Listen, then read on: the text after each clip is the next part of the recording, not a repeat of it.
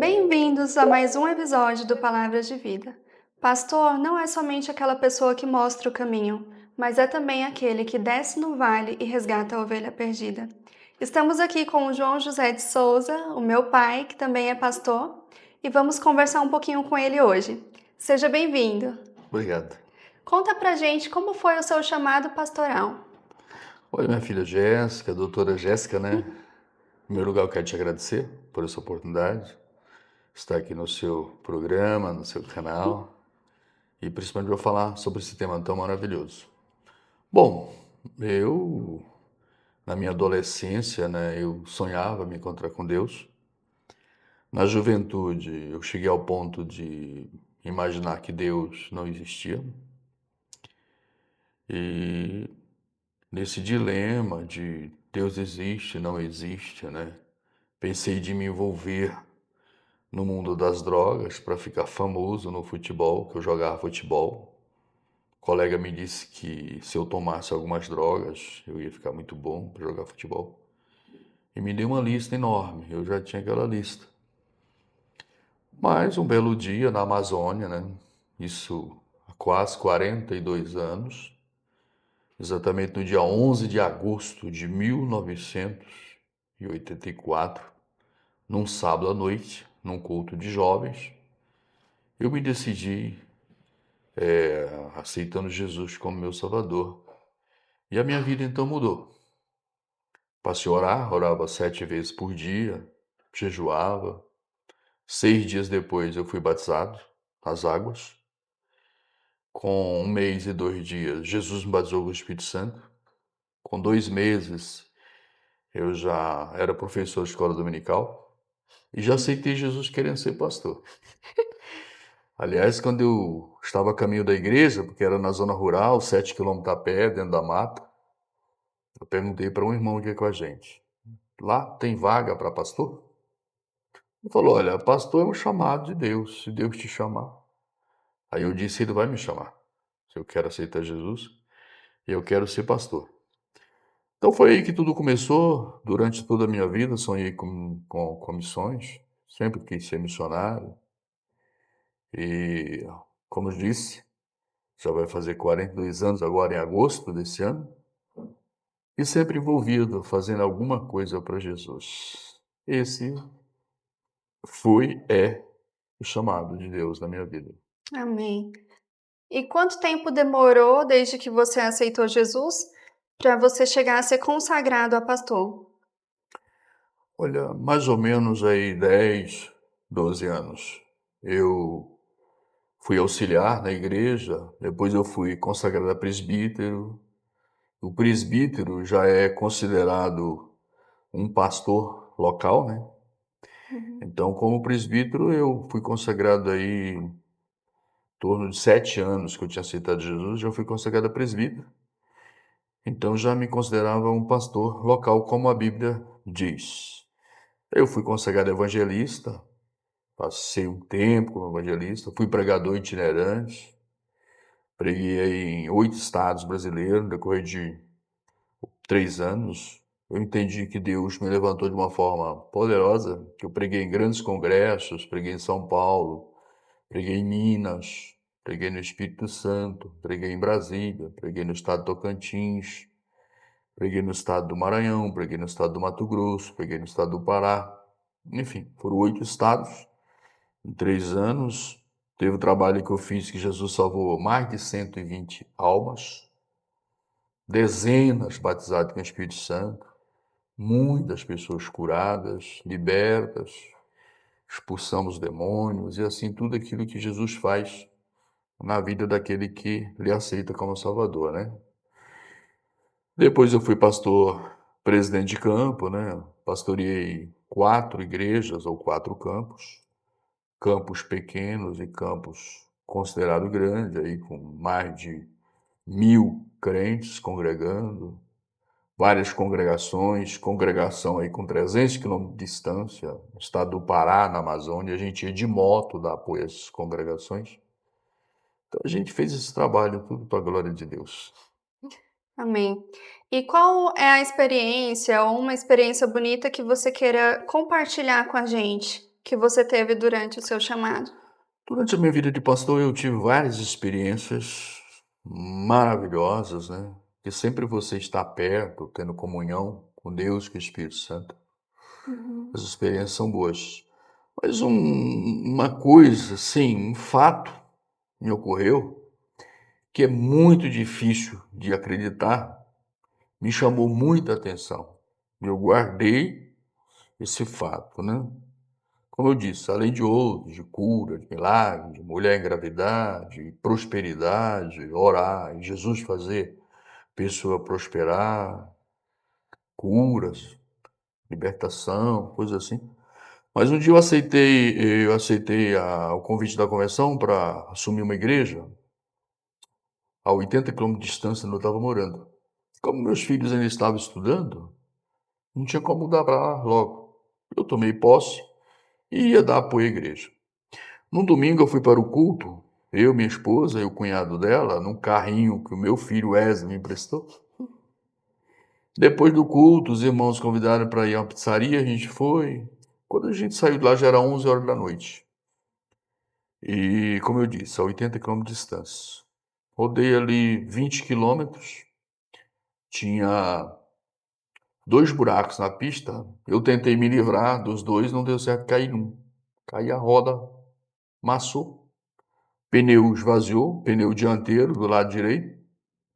Eu subi um pouquinho, uma ladeira, parei ao lado da estrada e falei com o meu cunhado assim: vamos pegar o pneu de step e trocar o pneu. Aí abri o porta-mala, peguei a chave e fui folgar os parafusos da roda dianteira e falei: traz o pneu.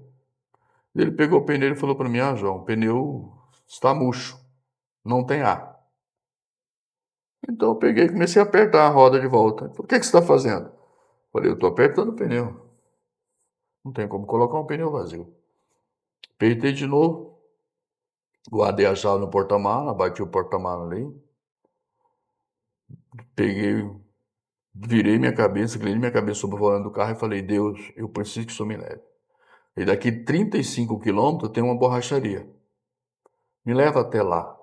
Amanhã cedo eu tenho que sair muito cedo para ir à Receita Federal, é uma cidade 240 quilômetros de distância, fazer um trabalho para a igreja. Falei: eu vou fazer um trabalho para ti amanhã, eu preciso estar lá. Está agendado na Receita Federal, então me leva.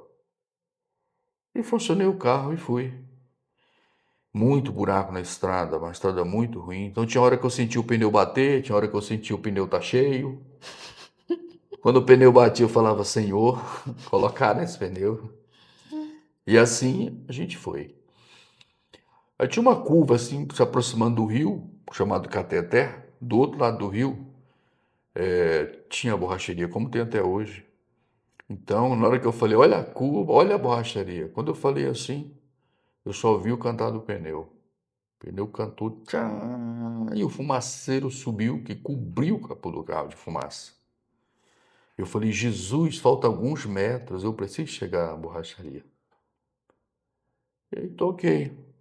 Mais em frente, a uns 300 metros de distância. Encostei na borracharia, madrugada, chamei o irmão, ele levantou, veio, falei: irmão, só preciso colocar um ar nesse pneu. Ele ligou o compressor dele, encheu o pneu, step. Eu botei o step e fui embora. Ou seja, eu nunca vi dizer em toda a minha vida que você rodasse 35 quilômetros na buraqueira com o pneu furado. Nunca vi isso. Então, quem realmente nos levou ali foi Deus, não tem outra explicação. Você não consegue rodar uma distância dessa com pneu quando fura. Então Amém. aquilo ali marcou a minha vida. Foi uma demonstração que realmente foi Deus que nos levou para aquele lugar e que a gente tinha um trabalho a fazer, como nós fizemos, um grande trabalho para a glória de Deus. Então, entre as experiências com Deus, eu acho que essa daí marcou bastante. Amém.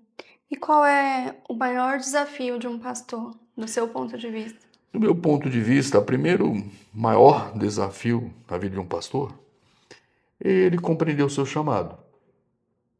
É ele ter a convicção de que foi chamado por Deus. Porque ser pastor é vocação, precisa ser vocacionado. E essa vocação só existe por Deus. Ser pastor não é dizer, eu vou abrir uma igreja, eu vou ganhar dinheiro, é o meu emprego agora. Não é isso. Ser pastor é ser consciente que Deus lhe chamou para uma missão árdua, uma missão de pastorear. E quando você vai pastorear, você vai lutar, não é contra a carne, o sangue, como diz a Bíblia. Não temos que lutar contra carne e sangue, ou seja, não é lutar contra as pessoas, não é concorrer com ninguém, não é dizer que a sua igreja é melhor que a do outro, não é nada disso. Nem dizer que você está certo e o outro está errado, nada disso. Você vai lutar contra as hostes espirituais. É isso aí que a Bíblia diz. Vai lutar contra as trevas espirituais. Não é questão física, é uma questão espiritual, é uma outra dimensão. Então isso é tudo mais difícil, muito mais árduo, muito mais desafiador do que o físico, o psíquico, o psicológico. Não é que o pastor não tem que entender isso. O pastor precisa cuidar do lado social, precisa entender a situação do irmão, o pastor precisa cuidar também da saúde do irmão, o pastor precisa cuidar do lado intelectual dos irmãos, mas a missão principal do pastor é o lado espiritual, é apacentar. E quando o pastor apacenta, ele não vai trabalhar só com um tipo de ovelha. Nós somos aí quase 9 bilhões, né, de habitantes na Terra, mas nós não temos o nosso DNA igual ao do outro. O DNA é exclusivo. Nós somos semelhantes. Mas cada um tem uma forma de pensar. Cada um tem uma forma de agir. E o pastor tem que compreender isso. Ele tem que ser o apacentador. Então ele tem que cuidar daquele que tem uma condição financeira boa, mas ele também não pode desprezar aquele que está numa situação financeira difícil. Ele precisa cuidar daquele que é forte, está sadio, mas ele também precisa ajudar aquele que está doente. Então na igreja tem de tudo, e é bom que tenha de tudo. Até aquele crente que dá trabalho, rebelde. É bom que esteja na igreja, é para fazer o pastor orar mais. Então o pastor precisa entender isso, ter essa compreensão, vocação, saber que ele está ali porque Deus o chamou, e tem que ter unção. Uns são e outros não são. Essa é a unção. O que é unção? É que uns são, outros não são. Então existe pastor e pastor, como existe crente e crente, como existe cidadão e cidadão. Cidadão, cidadão, cidadão, cidadão. Então, a pessoa, ela é única, semelhante, porém única. Eu pastor preciso entender isso, então isso é um grande desafio. Na minha avaliação, são esses Verdade. conceitos aí os mais desafiadores que existem. E qual que é a mensagem final que você dá para uma pessoa que tem esse chamado, que sente de Deus, com relação ao pastoral? A mensagem que eu deixo aqui é que não retroceda. Não retroceda, não desista. Deus te chamou, continue firme com o teu propósito, que você serve a Deus. Então você serve aquilo que tudo pode. O deserto tem fim. Às vezes no deserto, Deus faz com que mananciais apareçam. Abra os seus olhos para ver a água que está perto de você que você não estava enxergando. Ou faz com que a água brote da rocha. Plana o caminho tortuoso, acalma a tempestade e você vence. Então não desista, siga em frente, que Deus continuará te dando vitória. É isso aí. Amém? Muito obrigada pela participação, muito obrigada por esse lindo conselho. Eu agradeço muito vocês que estiveram aqui com a gente. Que Deus abençoe. Até o próximo episódio.